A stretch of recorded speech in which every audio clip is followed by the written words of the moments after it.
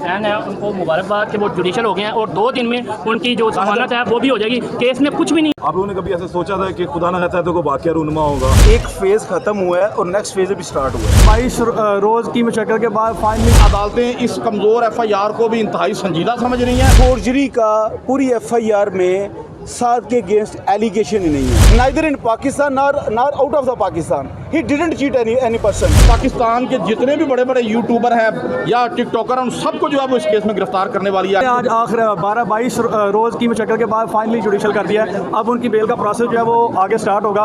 उस्मान मुश्ताक साहब ने bell ready की हुई है, जैसे ही जुडिशल का ऑर्डर टाइप होकर हाथ में आएगा बेल अप्लाई कर दी जाएगी। और नाज़रीन देख सकते हैं कि जैसे इसमें मैं एक चीज़ कहूँगा, इसका क्रेडिट जो है वो उनकी लीगल टीम और उनकी फैमिली को जाता है कि जिन्होंने बहुत ज़्यादा इसमें स्ट्रगल भी किया और बड़ा ज़बरदस्त तरीके से इस केस को परसू किया।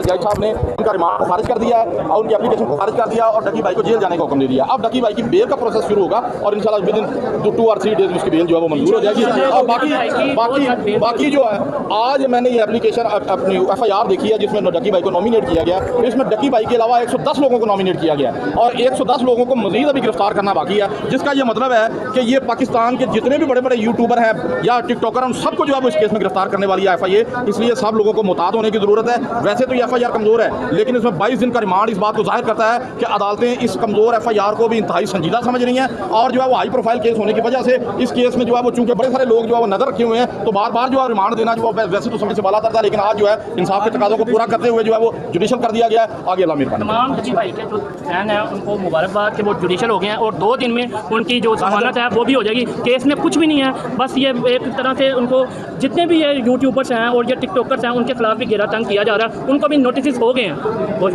ऑफ कंट्री भाग गए उनके लिए जो आउट ऑफ कंट्री भाग गए हैं उनके लिए जो वो इंटरपोल का बकायदा सहारा लेंगे और जो है DG FIA जो है वो पाकिस्तान में इंटरपोल का सरबराह होता है, उनके पास अपने पास ये इख्तियार मौजूद है कि वो किसी भी ऐसे मुल्क से जहाँ पे वो भाग गए हैं और पाकिस्तान में हवालगी मुसलमान का जो है उनके साथ मुआहदा मौजूद है उस मुल्क के साथ, तो वहाँ पे वो इंटरपोल के जरिए उनको गिरफ्तार कर। डकी भाई के चाहने वालों को बहुत बहुत मुबारक हो कि डकी भाई को जुडिशल कर दिया गया। इंशाल्लाह 2 से 3 दिन में जो है ना उनकी जमानत भी हो जाएगी। कोर्ट की जो तवज्जो है वो प्रीवियस एप्लीकेशंस की तरफ हमने मबजूल करवाई और मेंशन करवाई कि लास्ट डेट पे भी यही सेम एप्लीकेशन थी। इसलिए कि ऑलरेडी ये जो उनकी जो रिक्वेस्ट है एजेंसी की वो कोर्ट ऑलरेडी एंटरटेन कर चुका है। इसलिए कोर्ट ने इस चीज़ को सामने रखते हुए कि कोई फर्दर न्यू रिकवरी रिक्वायर्ड नहीं है, कोई फर्दर प्रोग्रेस नहीं है, तो इसलिए उन्होंने इस चीज़ को टर्न डाउन करते हुए आज 7 को जुडिशल कर दिया जी। अच्छा, बेल कब अप्लाई कर रहे हैं? बेल हमने जी अप्लाई कर दिया आज 7। अरूप आप जैसा कि मुश्किल वक्त था ये फैमिली के लिए, ये एक बड़ा वक्त है, आप लोगों ने एक बड़ा वक्त गुजारा है और साथ इस वक्त आप जेल जा चुके हैं। आप लोगों ने कभी ऐसा सोचा था कि खुदा ना कहता है तो कोई वाक़या रूनुमा होगा? आप लोग तो एक सिंपल यूट्यूब के ऊपर काम कर रहे थे, एक अपनी अर्निंग कर रहे थे, तो अब किस तरह देखते हैं तमाम चीज़ों को आप?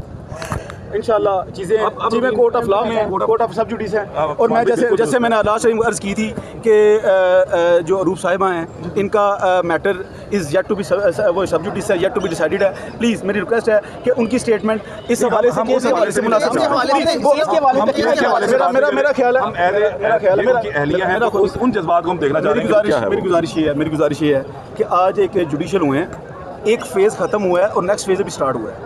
अब बेल अभी ग्रांट होनी है। आप कितने उम्मीद हैं इस बेल के लिए? बेल यहाँ से हो जाएगी, आपको हाई कोर्ट तक जाना पड़ेगा? देखिए, गुजारिश ये है कि ये तो कोर्ट का प्रेरोगेटिव है, लेकिन जो मैं अर्ज़ कर रहा हूँ वो ये है, इसमें आज मैं थोड़ी सी, क्योंकि पहले रिमांड पे डिस्कशन होती रही है, मैं बेल पे आज थोड़ी सी गुफ्तगू ज़रूर करूँगा कि ऑफेंसेस लगे हैं सेक्शन 13, सेक्शन 14।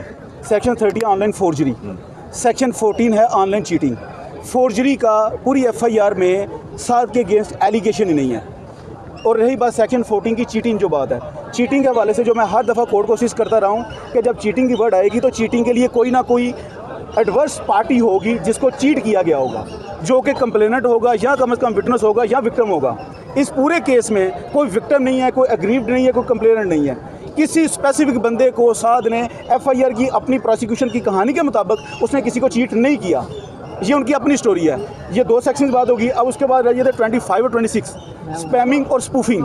जो मेरी लीगल फर्टर्निटी के दोस्त हैं वो इस चीज़ को बखूबी जानते हैं कि स्पैमिंग जब बात होती है तो उसमें भी स्पेसिफिक टारगेटेड एक स्पूफिंग की जाती है, किसी को ईमेल भेजी जाती है, किसी का वो उसका डेबिट कार्ड क्रेडिट कार्ड के डेटा जो है ना वो ड्राइव करने की कोशिश की जाती है, कोई फेक इसमें वेबसाइट्स बनाई जाती हैं, कोई अकाउंट्स बनाए जाते हैं। तो ये FIR में प्रोसिक्यूशन की अपनी स्टोरी के मुताबिक ये इल्ज़ामात ही नहीं है।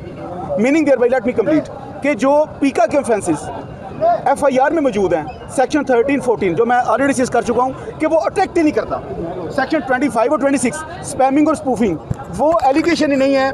किसी शख्स को साथ ने रिसीव नहीं किया, किसी शख्स को एम्बेजलमेंट नहीं, किसी शख्स से अपने क्रिमिनल मिस अप्रोप्रिएशन नहीं की, इसलिए पीका के ऑफेंसेस इसके साथ अट्रैक्ट नहीं करते। अब रही बात रिमेनिंग 2 ऑफेंसेस PPC के 294B और 420 की भी जो चीटिंग है, बेसिकली वही स्टांस है, वही लीगल मेरा मौक़िफ़ है कि चीटिंग FIR की प्रोसिक्यूशन के अपनी स्टोरी के मुताबिक साथ didn't cheat to any individual neither in Pakistan nor out of the Pakistan, he didn't cheat any person. ये प्रोसिक्यूशन केस ही नहीं है। अब 294B की बात कर लें कि किसी को प्राइस के हवाले से वो FIR की स्टोरी को सामने रखें तो उसको कंसिडर किया जा सकता है, लेकिन that is bail in nature.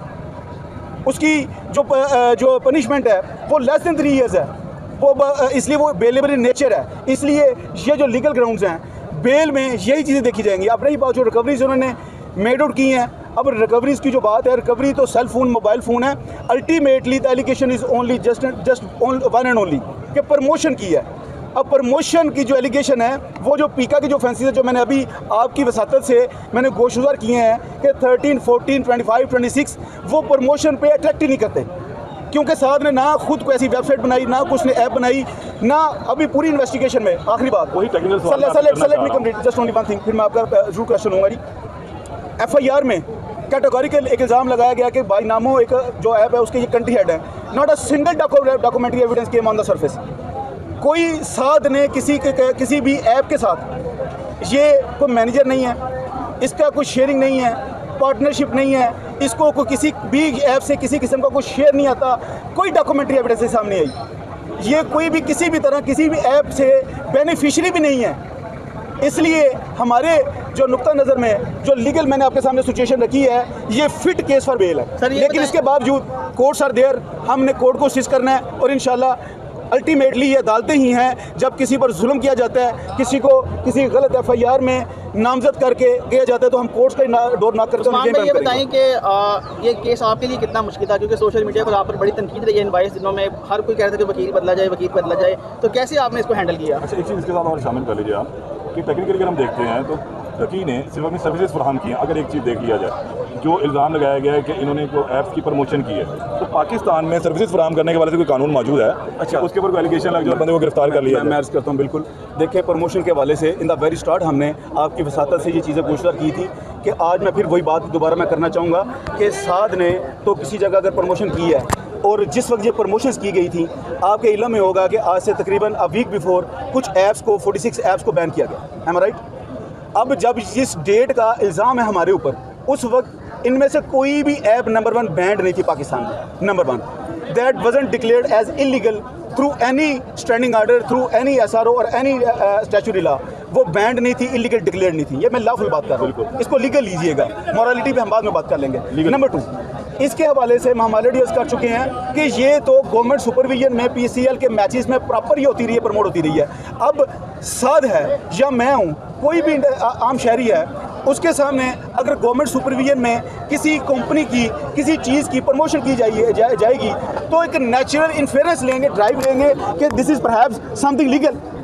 अब उसमें मोस्ट इंपॉर्टेंट थिंग जो मैं आपकी वसातत से आखिरी अर्ज़ करना चाहूँगा कि क्रिमिनल लॉ में कोई भी ऑफेंस जब तक मेंजरिया प्रूव ना हो, इंटेंशन प्रूव ना हो, तो जो उसका अमल होता है, एक्ट सीरियस होता है, उसकी वैल्यू नहीं है। ये जो एक एल्यूजन क्रिएट की जा रही है कि शायद कि ये जो साथ के बैंक अकाउंट्स में उसकी कोई कैपिटल पड़ा है तो ये खुदा ना खासा सारा वो वहाँ से आया है, ये बिल्कुल एक एल्यूजन और गलत बात है। ये तो चंद ऐप्स किसने प्रमोशन किया और एज ए यूट्यूबर तो वो साल से काम कर रहा है। बहुत शुक्रिया। अच्छा सर, ये बता दीजिएगा मुझे